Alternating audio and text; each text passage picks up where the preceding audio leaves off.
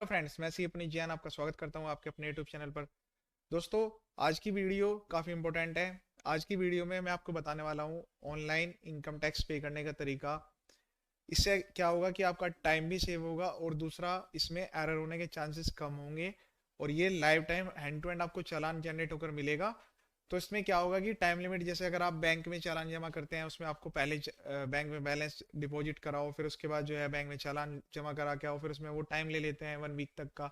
तो इससे बेटर है कि जिस दिन आपको चालान पे करना है उसी दिन आप जो है डिपॉजिट करें और ऑनलाइन जो है इनकम टैक्स की जो फैसिलिटी प्रोवाइड की गई है उसके थ्रू जाकर अपना चालान को पे कर दें। तो इसके लिए आपको सिंपली क्या करना है, गूगल पर जो इसकी ऑफिशियल वेबसाइट है जिसके थ्रू हम पे करते हैं, यहाँ पर आपको लिखना है टिन ई पेमेंट लिख दीजिए या ई पेमेंट फॉर टिन लिख दीजिए।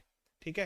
तो इसके थ्रू हम यहाँ पर टैक्स पेमेंट कर सकते हैं, ऑनलाइन टैक्स पेमेंट। इसमें जो है सब कैटेगरी अलग अलग यहाँ पर कैटेगरी प्रोवाइड की गई हैं। अगर आपको टीडीएस पे करना है या आपको जनरल चालान जो कि एडवांस टैक्स का चालान, self assessment tax, regular tax, किसी भी तरह का टैक्स पे करना है, या फिर जो है सिक्योरिटी ट्रांजेक्शन टैक्स 282 283 चालान नंबर दिए गए हैं।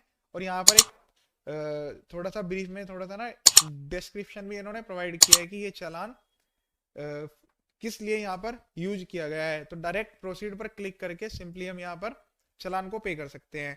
अब इसके साथ साथ मैं आपको ये भी बता देता हूँ कि जैसे अभी मार्च 2022 चल रहा है, तो इसमें आपको एडवांस टैक्स पे करने की लायबिलिटी आती है। अगर आप अपना एडवांस टैक्स पे नहीं करते हैं तो उस पर आपको इंटरेस्ट पे करना पड़ता है। 10,000 तक अगर आपका टैक्स बनता है तब तो कोई रिक्वायरमेंट नहीं होती है। अगर 10,000 से ज़्यादा का आपका ईयरली आपको पता है कि आपका इनकम टैक्स बनता है या फिर आपका टीडीएस डिडक्ट होने के बाद भी टैक्स आपका पेबल आता है, तो ये बेटर है कि आप थोड़ा सा टैक्स जो है वो एडवांस में जमा कर दें। इसके लिए सेक्शन है, सेक्शन 234B एंड 234C। आप इसको भी इनकम टैक्स की साइट से डाउनलोड करके चेक कर सकते हैं। उसमें क्लियरली बताया गया है कि अगर आप अप टू जितना भी आपका टोटल टैक्स आता है उसका 90% तक का टैक्स जमा नहीं करते हैं, फिर एडवांस टैक्स की जो इंस्टॉलमेंट पे करनी होती है क्वार्टरली वो पे नहीं करते हैं, तो आपको इन दोनों सेक्शन के अंडर में इंटरेस्ट भी पे करना होगा जब आप अपनी रिटर्न फाइल करेंगे। तो इससे बेटर है कि आप 21-22 के लिए अपना जो चालान है, जितना भी अप्रोक्सीमेटली आपका चालान आ रहा है, टैक्स कैलकुलेट करते हुए थोड़ा सा एडवांस में आप अगर जमा भी करा देंगे तो बाद में आपको रिफंड हो जाएगा। और रिफंड पे भी अगर आपका डिले होता है पर्टिकुलर पीरियड से ज़्यादा तो आपको जो है 6% का वहाँ पर इंटरेस्ट मिलता है गवर्नमेंट का जब आपका रिफंड आएगा। तो हमें चालान कहाँ से जमा करना है? जो हम चालान जमा करेंगे, एडवांस टैक्स का हो या सेल्फ असेसमेंट टैक्स का हो या रेगुलर असेसमेंट के अंडर में हो, किसी भी तरह से आपको जनरल अगर हम बात करेंगे सबसे ज़्यादा चालान का यूज होता है 280। इस पे यहाँ पर प्रोसीड करना है। प्रोसीड करते हुए हमें चालान हम यहीं से पे करेंगे। हमें कहीं पे बैंक जाने की, किसी ब्रांच में जाने की रिक्वायरमेंट नहीं है। बस आपके पास इसके लिए डेबिट कार्ड हो। डेबिट कार्ड हो देखिए सबके पास होता है आज की डेट में। तो यहाँ पर नेट बैंकिंग के लिए काफ़ी सारे बैंक्स ऑथराइज हैं जो कि आपको चेक करना होगा कि आपका जो बैंक है क्या वो सर्विस प्रोवाइड करा रहा है या नहीं करा रहा। तो ये बैंकों की लिस्ट यहाँ पर दी गई है जिसकी नेट बैंकिंग के थ्रू आप पेमेंट कर सकते हैं। डेबिट कार्ड का ऑप्शन भी दिया गया है।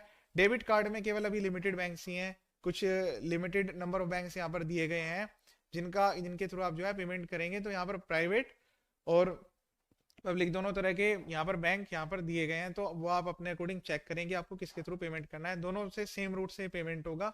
अब मैं आपको ये बता देता हूँ क्या क्या पॉइंट्स का आपको यहाँ पर ध्यान रखना है। सिंपल सा है। एक बार आपने जब आप इसको प्रोसीड करके जनरेट करेंगे तो ये जो है 30 मिनट्स के लिए वैलिड रहता है। एक तरह से फॉर्म है ये भी चालान का ऑनलाइन। तो इसमें क्या है कि आपको सबसे पहले टैक्स सेलेक्ट कर लेना है कि आपकी जो कैटेगरी है वो किस हेड में आती है, कॉर्पोरेट टैक्स या फिर नॉन कॉर्पोरेट टैक्स। फिर उसके बाद यहाँ पर सब कैटेगरी है कि आप एडवांस टैक्स पे कर रहे हैं, सरचार्ज कर रहे हैं, या फिर डिविडेंड डिस्ट्रीब्यूशन के लिए टैक्स ऑन डिस्ट्रीब्यूटेड प्रॉफिट कर रहे हैं, या फिर self assessment tax, regular tax. तो यहाँ पर कैटेगरी आप सेलेक्ट कर लीजिए। सपोज कीजिए हम यहाँ पर एडवांस टैक्स पे कर रहे हैं। अब यहाँ में सबसे इंपॉर्टेंट जो पॉइंट आता है वो आता है पैन नंबर का। तो पैन नंबर आप ध्यान से लिखेंगे। सेकंड सबसे इंपॉर्टेंट पॉइंट है असेसमेंट ईयर। तो जब हम बात करते हैं असेसमेंट ईयर की, तो आप जिस साल के लिए टैक्स फाइल कर रहे हैं, जैसे कि अभी हम बात कर रहे हैं, जैसे मैं आपको बता रहा हूँ यहाँ पर फाइनेंशियल ईयर 21-22। तो यहाँ पर 21-22 का जो असेसमेंट है वो है यहाँ पर 22-23। तो हमें ये वाला सेलेक्ट करना है। अगर मैं यहाँ पर बात करूँ, मैं आपको लिख के भी दिखा देता हूँ। हम यहाँ पर बात कर रहे हैं फाइनेंशियल ईयर, ठीक है। तो आपको इस चीज़ का ध्यान रखना है। ये असेसमेंट ईयर अगर आपने गलत सेलेक्ट कर लिया तो गलत असेसमेंट ईयर में आपका टैक्स जमा हो जाएगा। और फिर इसको वापस सही करेक्ट करने का काफ़ी लंबा टफ प्रोसेस होता है। ये आपको अपने असेसिंग ऑफिसर से, जहाँ पे भी आपका पैन के अकॉर्डिंग जुडिशन होगा, उन जुडिशन ऑफिसर से ही आपको ये चेंज कराना होगा। चेंज ये भी हो जाता है, पर ये काफ़ी टफ प्रोसेस है। तो पैन नंबर और असेसमेंट, ये दोनों चीज़ें आप ध्यान से लिखेंगे। बाकी तो यहाँ पर जो है बिल्कुल सिंपल प्रोसेस है, क्योंकि जिस भी नेट बैंकिंग के थ्रू करेंगे तो यहाँ पे कोई प्रॉब्लम नहीं आएगी। नेट बैंकिंग तो सभी, आजकल जो है सभी बैंकों की नेट बैंकिंग अवेलेबल है, क्योंकि इनको लिस्ट ही इन्होंने बैंकों को इस तरह से किया हुआ है ताकि यहाँ पर कोई प्रॉब्लम ना हो। जनरली कस्टमर यहाँ पर इस फैसिलिटी को अवेल करते ही हैं।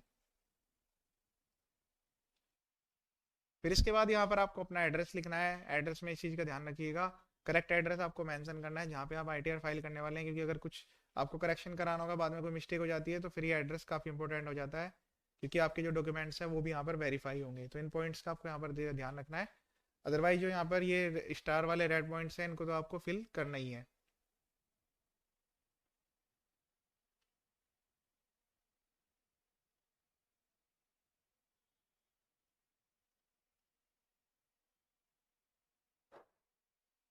इसके बाद आपको email ID, mobile number correct डालना है। आप जो है, मैं सजेस्ट करूंगा आप इसको 100% यहाँ पर एंटर करें। इसके बिना जो है चालान जमा ना करें, क्योंकि आपकी ईमेल पर भी इसका कंफर्मेशन आएगा। अगर इसमें कोई एरर रह जाती है तो ऑटोमेटिकली यहाँ पर आपको पता लग जाएगा कि आपने कोई पॉइंट ऐसा है जो सेलेक्ट नहीं किया है अभी तक। तो इस तरह से आपको यहाँ पर ये चालान क्रिएट कर लेना है। क्रिएट करने के बाद अपनी जो डिटेल्स है वो आपको वेरीफाई करनी है। फिर आप जो है इसमें बैंक की डिटेल्स और बाकी डिटेल्स यहाँ पर एडिट नहीं कर पाएंगे। एडिट करना है तो दोबारा से आपको एडिट पर क्लिक करके जाना होगा। फिर इसके बाद डायरेक्ट यहाँ से देखिए फाइनेंशियल ईयर यहाँ पर आएगा, नाम वाम आप चेक कर लीजिएगा, एड्रेस। फिर इसके बाद जैसे आई एग्री पर क्लिक करके आप सबमिट करेंगे तो डायरेक्ट आप किसी भी बैंक की, जिस भी बैंक के लिए आप सेलेक्ट कर रहे हैं उसकी नेट बैंकिंग आपकी रिफ्लेक्ट होगी, और उसका आईडी और पासवर्ड के थ्रू आप जो है वैल्यू एंटर करते हुए उसको चालान को डिपॉजिट करेंगे। चालान डिपॉजिट होने के बाद आपको पीडीएफ में चालान डाउनलोड करने का भी ऑप्शन आएगा, तो आपको वहां से चालान डाउनलोड कर लेना है। अब वो चालान आपको अपनी ईमेल आईडी पर सिक्योर करके रख लेना है, क्योंकि आप जो है, वैसे तो आप अपनी नेट बैंकिंग से उसको कभी भी डाउनलोड कर सकते हैं। उसका एक पर्टिकुलर सेक्शन होता है सभी बैंक की नेट बैंकिंग के अंदर, बट अगर आपने डेबिट कार्ड से पेमेंट किया है तो थोड़ी इसमें प्रॉब्लम आ सकती है। तो मैं आपको सजेस्ट करूंगा mobile number, email ID correct enter करिए, पैन कार्ड, और यहाँ पर अपनी जो डिटेल्स हैं वो सारी करेक्ट फिल करते हुए आप जो है चालान को जमा करें। इससे क्या होगा कि आपका इंटरेस्ट भी सेव होगा, टाइम भी सेव होगा, और एरर होने के चांसेस भी यहाँ पर कम होंगे। तो ये एक छोटा सा वीडियो था। आप टैक्स को टाइमली जमा करें, टैक्स सेव करें। बस जैसे यहाँ पर आप नेट बैंकिंग का पेज आ गया, तो बाकी तो फर्दर प्रोसेसिंग तो जो बैंक की वेबसाइट होगी वो सभी वेबसाइट की अलग अलग होगी। इसी तरह से सभी बैंकों की नेट बैंकिंग से आप पेमेंट कर सकते हैं। ये मेरा चैनल है, चैनल पे मैंने काफ़ी वीडियोज प्रोवाइड किए हैं, अलग अलग वीडियोज की प्लेलिस्ट भी अवेलेबल है, आप इनको देख सकते हैं। इनसे आपको काफ़ी बेनिफिट होने वाला है। वीडियो देखने के लिए